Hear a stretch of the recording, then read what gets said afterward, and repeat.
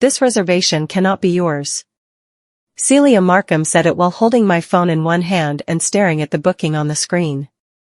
Bianca Rowe. Miles Rowe. Riverside Crown Suite. 3 nights, confirmed. My husband stood beside me, tired from the train journey, one hand resting on the handle of our old suitcase. Celia looked at him, then at me, then down at our clothes. That suite is normally held for executive guests, she said. Someone has clearly used the wrong details. I took my phone back. The details are ours. I showed her the confirmation email. She shook her head. I showed her the payment receipt. She barely looked at it.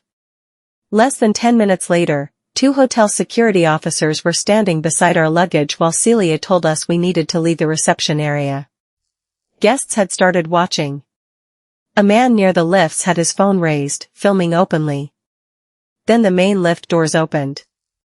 Dominic Hale, the general manager, stepped into the lobby. He saw security first. Then us. What happened? He asked. Celia answered with confidence. These guests are trying to use an executive reservation that does not belong to them. She handed him the printed booking. Dominic looked down. His eyes stopped on one line. Bianca Rowe. His whole expression changed. He looked at Celia. Please tell me you did not refuse this booking. The lobby went silent. 45 minutes earlier, Miles and I had arrived at the Alderwick Grand after a delayed train into Brambleton. We did not look impressive. No driver. No assistants. No matching designer cases. Just 2 tired people, 2 suitcases, and the brown overnight bag I had owned for more than a decade. Inside that bag was a faded photograph of us standing outside the Alderwick 12 years earlier, not long after we got engaged. We had saved for months to afford one night in the hotel's cheapest room. Now we were back for our anniversary. But that was only half the reason. For 8 months, my investment firm had been negotiating with Belshore Hospitality Group. The final agreement had been signed days earlier. The public announcement was due the next morning. Only the board, Dominic, and a few senior people knew. Dominic had emailed me personally. Your suite is ready. I'd like to welcome you myself when you arrive. Our delay meant we reached the hotel before the time he expected us. At the front desk, Celia typed my surname into the system. The booking appeared.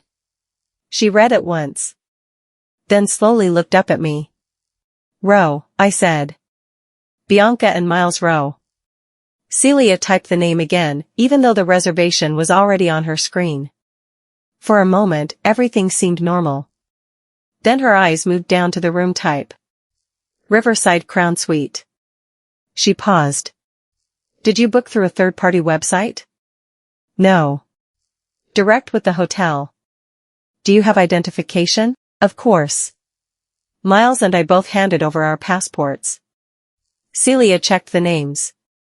Then the dates of birth. Then the booking again. Everything matched. Still, she did not reach for the keys. Instead, she asked, who arranged this reservation for you? Belshore's executive office. Her eyes lifted towards me. Then, very quickly, they moved over my jacket, my shoes, and the old brown bag at my feet. Miles noticed too. He shifted beside me but said nothing. Celia looked back at the screen. The Crown Suite is normally reserved for senior corporate visitors, then perhaps that explains why it was reserved for us. Her mouth tightened. I'm simply trying to make sure there hasn't been an administrative error. That's fine. Call Dominic Hale. The general manager is upstairs. Then call his office. She glanced towards the queue area as if hoping someone else needed her more urgently. Nobody did. I don't disturb Mr. Hale over every booking question. This isn't every booking question. You're telling us our confirmed room may not be ours. Celia took a slow breath. I said I'm checking. But she was not checking anything. She had not called anyone. She had not opened another screen. She was simply looking at us as though our faces might somehow explain why the booking was wrong. Then I noticed 2 key cards beside her terminal, already inside a small hotel wallet. My surname was written across the front row. I pointed to them. Are those ours? Celia looked down. For 1 second, she seemed caught. Then she picked up the wallet and slid it beneath the counter. Until I can establish who this booking actually belongs to, she said, I cannot give you those keys. That was the first moment I stopped believing this was a simple check-in problem. I kept my voice calm. Fine. Let's establish it. I opened the confirmation email first. My full name was at the top. Miles's name was underneath. The room, the dates, and the hotel address were all correct. Celia looked at it. Then I showed her the deposit receipt. Same names. Same booking number. Same suite. Next came Dominic's email. Your suite is ready. I'd like to welcome you myself when you arrive. Celia read that one twice. I thought that would finally end it. Instead, she tapped the screen with one finger. This email could have been forwarded. I stared at her. To an email address with my own name? I'm not accusing you of anything. It sounds very much like you are. Miles touched my arm lightly. We can wait while you verify it, he said. Just make the call. Celia ignored the suggestion. A couple checking in at the next desk had started listening. The woman glanced at our luggage, then quickly looked away. Celia turned the monitor slightly towards herself. There is no executive title attached to this booking. What title are you expecting? Director. Chair. Corporate guest. Something that explains this room category. I almost laughed. Or you could read the notes attached to the booking. Her expression hardened. Internal booking notes are not for guests. I did not ask you to show them to me. I asked you to read them. For the first time, her voice became colder. People sometimes reserve premium rooms they are not authorized to use. That sentence changed everything. This was no longer about a system error. She believed we had somehow got hold of a booking meant for somebody more important, and every piece of proof I gave her only made her search harder for a reason not to believe us. Miles looked at me. I knew he understood it too. I leaned slightly towards the desk. Celia, open the notes. If they say we should not be here, we will step aside. She did not move. Instead, she clicked the reservation window closed. I'm sorry, she said. I will not release the Riverside Crown Suite to you. Behind me, I heard one of the nearby guests whisper, what on earth is going on? I was beginning to wonder the same thing. Miles stepped closer to the desk. Then please bring over another manager. Celia shook her head. I am the senior front desk clerk on duty. Then call Dominic, I said again. Her patience finally slipped. Mr. Hale is hosting a private dinner upstairs. I am not interrupting him because 2 guests do not understand their reservation. I looked behind us. You said we were holding up the queue. The rope line was empty. Celia followed my eyes and said nothing. That was when a man sitting near the lobby bar gave a quiet laugh. Maybe they booked the wrong Alderwick, he said to the person beside him. I turned towards him. We didn't. He raised his eyebrows and looked away. Celia heard him, but she did not correct him. Instead, she opened a new screen.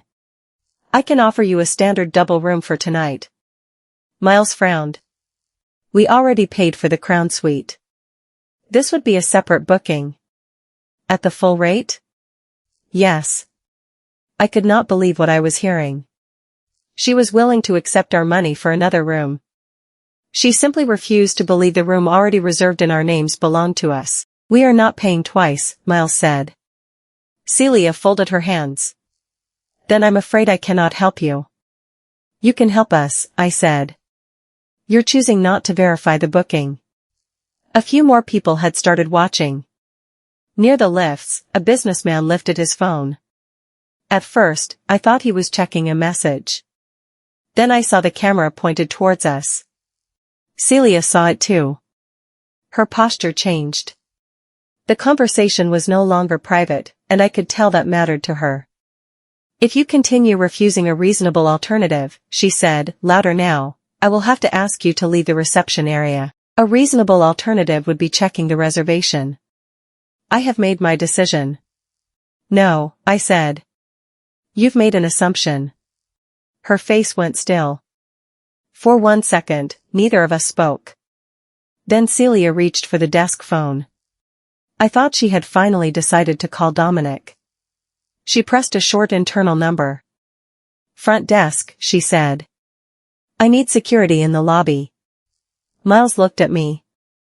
I looked at the phone in her hand. She had been given every easy way out of the situation. And she had just chosen the one that made it worse. Security arrived less than 2 minutes later. The first officer introduced himself as Patrick Sayer. Another man stood just behind him, close enough to make it clear they had not come for a friendly chat. Patrick looked at Celia. "What's happened?" She answered before I could. "These guests are trying to access an executive suite they are not authorized to use. I offered alternative accommodation, but they refused and have continued arguing at the desk." "That is not what happened," I said. Patrick turned towards me. I held out my phone. "Our names are on the reservation. Our identification matches. We have the payment receipt and an email from your general manager." He took the phone and looked at the booking. Bianca Row. Miles Row. Riverside Crown Suite. His eyes moved over the screen. Then Celia stepped closer. "I've already confirmed that they are not the authorized guests." I looked straight at her. "With who?" She hesitated. It lasted barely a second, but Patrick noticed. Celia recovered quickly. "The reservation appears to have been entered incorrectly." "That is not what you just said," I replied. "You said you confirmed it." Patrick handed my phone back. "Let's keep this calm." "We are calm," Miles said. "We've been asking her to check the booking." I pointed towards the computer. "Open the notes attached to our reservation. Or call Dominic Hale." Patrick looked at Celia again. She shook her head. "There is no reason to disturb the general manager. This has already been dealt with." "No, it hasn't." Patrick gave a tired sigh. "Mr. and Mrs. Rowe, we can discuss this away from the desk." "There is nothing to discuss away from the desk," I said. "The proof is here." Behind him, the man near the lifts raised his phone a little higher. A woman entering the hotel slowed down to watch. Patrick noticed the growing attention. His tone became firmer. "I'm not saying you've done anything wrong. But I need you to cooperate while this is sorted out." "Then sort it out." He did not answer. Instead, he stepped aside and gestured towards our luggage. "Mr. and Mrs. Rowe, I need you to step away from reception and come with me." Celia turned back towards her computer. And just like that, her unverified assumption had become an instruction from hotel security. I picked up my overnight bag. Patrick walked ahead of us while the second officer took hold of our suitcases. No one grabbed us. No one raised a voice. They did not need to. To anyone watching, the picture was clear. We had been caught trying to get into a room that was not ours. As we crossed the lobby, conversations softened around us. The couple from the next desk whispered to each other. The businessman near the lifts kept filming. At reception, Celia was already greeting another guest. "Good evening," she said brightly, as though the last 10 minutes had never happened. That hurt more than I expected. Halfway towards the seating area by the entrance, the strap of my old brown bag slipped from my shoulder. The bag hit the marble floor. A few papers slid out. So did the photograph I had carried for 12 years. A young porter hurried over before anyone could step on it. He picked up the picture and looked at it for a second. It showed Miles and me outside the Alderwick, much younger, both wearing cheap coats and grinning at the camera. The porter smiled. "Looks like you've been coming here a long time." I took the photograph from him. "Longer than anyone at that desk seems willing to believe." His smile disappeared when he realized what I meant. "I'm sorry," he said quietly. "Thank you for picking it up." I put the photograph back inside the bag. Then I turned to Patrick. "Has anybody actually told Dominic Hale that Bianca Rowe is downstairs?" Patrick stopped. He looked towards reception. Then at me. He did not answer. That pause told me everything. Nobody had called Dominic. Nobody had checked with his office. Nobody had done the one thing we had asked them to do from the start. I took out my phone. Miles watched me type. "We're in your lobby. Reception says our reservation isn't ours. Security is removing us." I sent it to Dominic. The message showed delivered. A second later, it changed. "Read." I waited. No reply came. Patrick gestured towards the chairs. "Mrs. Rowe?" I slipped the phone back into my hand but did not sit. For the first time that evening, I felt genuinely uneasy. Dominic had seen the message. And still, the screen stayed silent. I learned what happened upstairs later that night. Dominic had been overseeing a private dinner on the second floor when my message arrived. He read it once. Then again. According to him, the first thing he did was call reception. No one answered. Celia was already checking in another guest. So Dominic opened the hotel management system on his tablet. He searched my surname. Rowe, Bianca and Miles. Riverside Crown Suite. 3 nights. Confirmed. Then he opened the private notes. Executive guest, Rowe review, GM welcome required. Below that was a second note linked to Belshore's board office. Incoming board representative. Investment agreement completed. Personal welcome requested. There was no uncertainty left. Dominic left the dinner immediately. Downstairs, I was still standing beside Patrick when his radio crackled. He touched the earpiece. "Yes, sir." His face changed. He straightened. Then he looked at me. "Yes. She's here." A short pause. "No, sir. They have not left the hotel." Patrick lowered his hand. "Mrs. Rowe, please wait here." Celia looked across from the front desk. "What is it?" Patrick did not answer. Then the lift doors opened. Dominic stepped out. He was moving quickly enough that several people in the lobby turned to watch. Celia came around the desk at once. "Dominic," she said.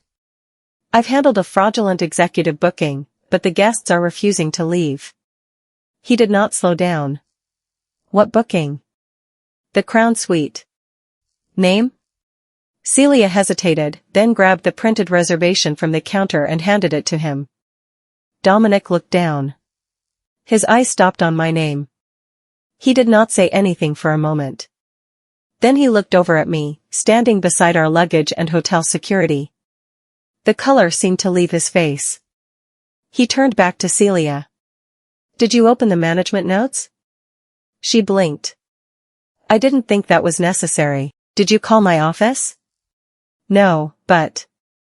Dominic raised the printed reservation slightly. His voice stayed low. "That made it worse. You refused Bianca Rowe?" The whole lobby seemed to go quiet. Celia looked from the paper to me. And for the first time since we arrived, she no longer looked certain that I was the person who did not belong there. Dominic looked at Celia for several seconds. Then he turned towards Miles and me. "Mrs. Rowe, Mr. Rowe, I am very sorry." There was no excuse attached to it. No attempt to explain away what had happened. He looked back at Celia. "Did you open the management notes?" She swallowed. "No." "Did you call my office?" "No, but I believed." "Did you verify the reservation with Belshore?" Her voice dropped. "No." Dominic nodded once. "That is the problem." The man near the lifts was still recording. The couple beside reception had gone completely quiet. Dominic held up the booking. Bianca Rowe is the co-founder of the investment firm that has just completed a major agreement with Belshore Hospitality. Celia stared at me. Dominic continued. She will join the Belshore board tomorrow morning. Her firm now holds a major stake in this group. Patrick slowly looked towards me. And this reservation, Dominic said, tapping the paper, was created by the executive office because I was personally instructed to welcome Mr. and Mrs. Rowe to this hotel. Celia's face changed. The crown suite she had insisted was meant for important corporate guests had been prepared for us from the beginning. Dominic turned to Patrick. Security is no longer required. Patrick stepped away at once. Mrs. Rowe, I apologize. I nodded, but said nothing. Dominic looked at Celia again. Please give me the supervisor keys. Her hand moved slowly towards the ring clipped beneath the counter.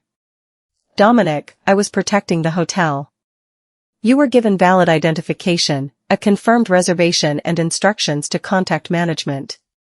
You chose not to verify any of them. She placed the keys in his palm. For now, you are removed from guest-facing duties while this is reviewed. No one shouted. No one needed to. Celia had spent nearly an hour deciding who we were without checking. Now the facts were doing all the talking. Dominic walked behind the desk and reached underneath it. He brought out the small wallet I had seen earlier. Row. He opened it. 2 Crown Suite keycards were inside. Then he came around the desk and placed them in my hand. Mrs. Rowe, he said quietly, these were yours before you walked through the door. I looked down at the keys. Getting them back should have felt like the end. Instead, it felt like the beginning of a much bigger problem. The next morning, I woke to more than 50 messages. At first, I thought they were about Belshore's investment announcement. They were not. The video from the lobby had been posted online. The businessman near the lifts had recorded almost everything. The part people shared most was not Dominic revealing who I was. It was what happened before that. They saw Celia looking at our confirmed reservation. They saw me show identification. They heard me ask her to open the booking notes. They heard Miles ask for another manager. They watched Patrick accept Celia's claim without checking the system himself. And they saw us being walked away from reception while other guests watched. The comments were angry, but I tried not to read too many. What mattered more was what happened inside Belshore. Dominic called me before breakfast. We've had complaints from former guests, he said. How many? Enough that I don't want to dismiss them. The stories were not wild. That made them harder to ignore. One woman said she had booked an anniversary upgrade months earlier, only to be told at arrival that she must have misunderstood the offer. Another guest said his younger nephew had been challenged 3 times while using the executive lounge, even though his access was clearly shown on the room account. A former employee wrote that Celia often decided whether someone looked right for premium areas before checking the booking. None of the incidents were exactly like ours. There had been no security in most of them. No viral videos. No board member standing at the desk, but the same idea appeared again and again. Assumption first.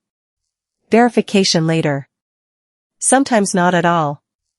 That changed how I saw the night before. I had thought we were unlucky enough to meet one clerk who made a terrible decision.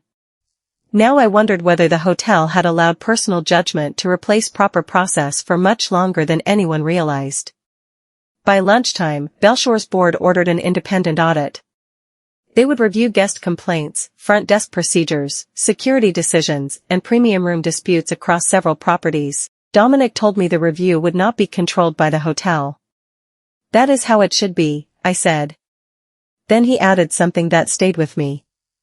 If your name had not meant something to me, I'm not sure anyone would have checked. That was the real problem.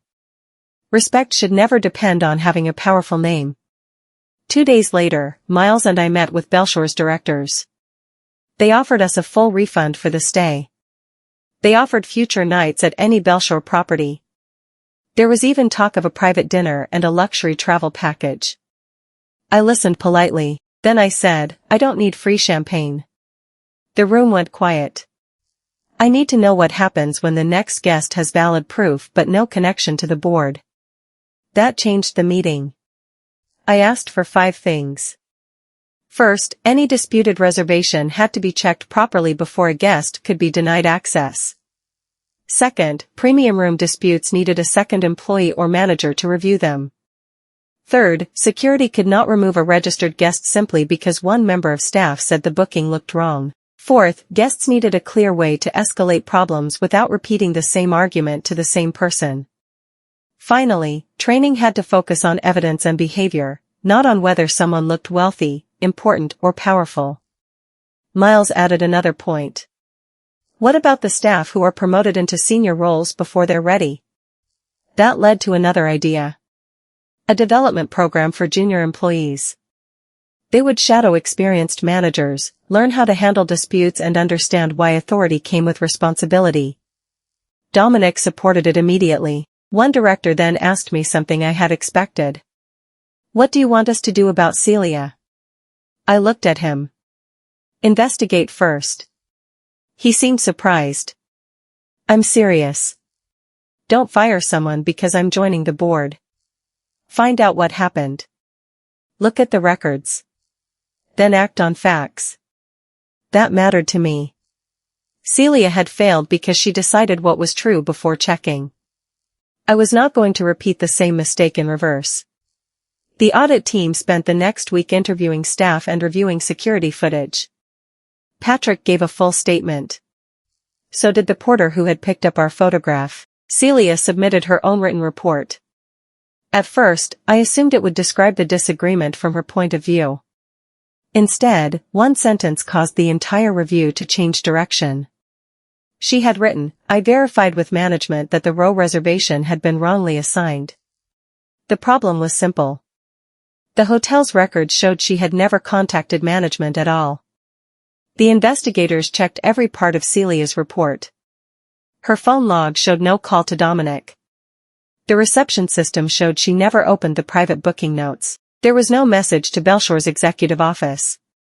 No call to reservations. No request for a second opinion.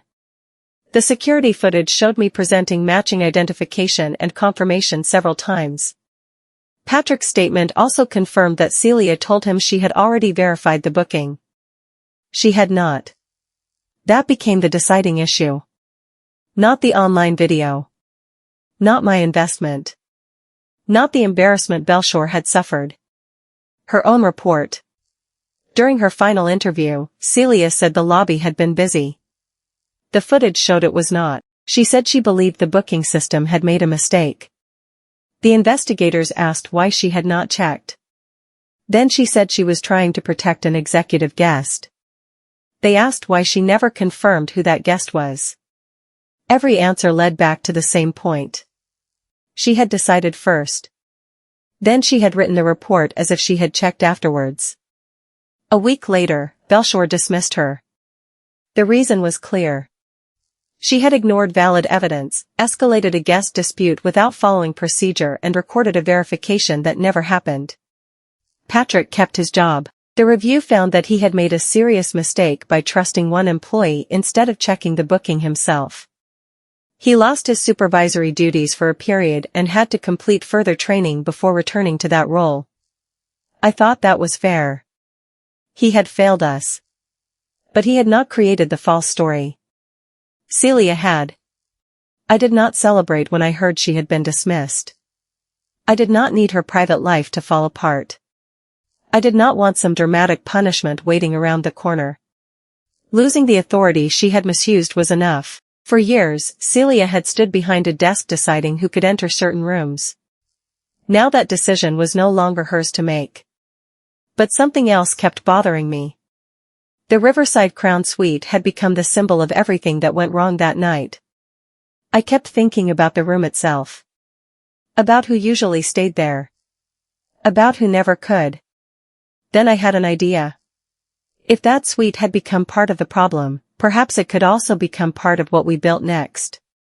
6 months later, Belshore launched its new hospitality leadership program at the Alderwick Grand. Junior employees came from hotels across the group.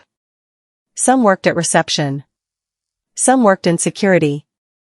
Others reporters, restaurant staff, or night managers hoping to move into senior roles. The training covered guest verification, conflict handling, leadership, and respectful service. Dominic asked me to speak on the first day.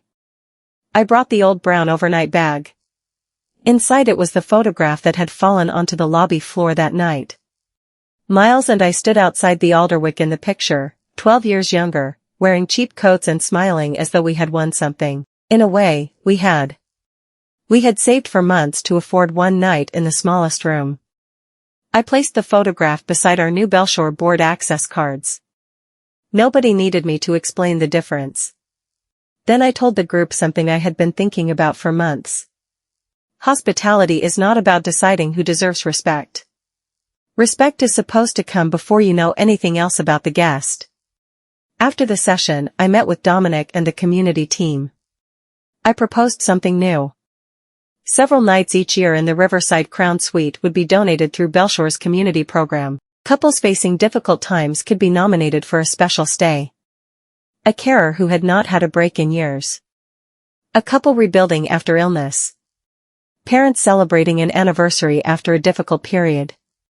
It was not about pretending everyone needed luxury. It was about remembering that the person carrying the oldest suitcase might still deserve the warmest welcome. Dominic liked the idea. Miles loved it. The board approved it. Months later, the first couple used the suite. I never met them. I did not need to. Knowing they had walked through the same lobby and been welcomed without question was enough. Then, 1 year after our own visit, Miles and I returned to the Alderwick. As we entered the lobby, I noticed another couple approaching reception. They looked exhausted. Their luggage was worn. The clerk checked their booking. Then paused. My stomach tightened. Their reservation was for one of the most expensive rooms in the hotel. For a moment, the whole past year seemed to disappear. And I wondered what she would do next. I stayed where I was. I wanted to see what happened without anyone knowing I was watching. The new clerk looked at the couple's reservation again. Then at the luggage beside them. For half a second, I saw the same kind of pause Celia had made with us. But this time, the clerk did something simple. She checked the system. She opened the booking notes. She read them carefully. Then she smiled. "Welcome," she said. "Your room is ready." The woman at the desk let out a small breath of relief. Her husband smiled. The clerk handed over the keys and explained where breakfast would be served. That was it. No questions about whether they could afford the room. No demand to prove who arranged it. No security. No general manager rushing downstairs. No powerful surname needed to make someone check the facts. Dominic was standing several meters away. He followed my eyes towards the desk. "That was the point, wasn't it?" he said. I nodded. Yes. Later, he showed us the staff training room. On one wall was the old photograph of Miles and me outside the hotel 12 years earlier. I had agreed to let Belshore copy it. Underneath were 7 words: check the facts before you judge the guest. I stood there looking at that younger version of us. Back then, we had been proud just to afford one night. Years later, we had returned with more money, more influence, and a very different reason for being there. But none of that should have mattered at reception. That was what I had finally understood. I once thought the most satisfying part of the story would be watching Celia discover who we were. It was not. The best part was watching another couple receive respect before anyone knew whether they were important at all. That was the real victory. And now I want to know what you would have done. If you had been standing in that lobby and watched a clerk reject a couple who had valid proof, would you have spoken up, or would you have waited until you discovered who they were?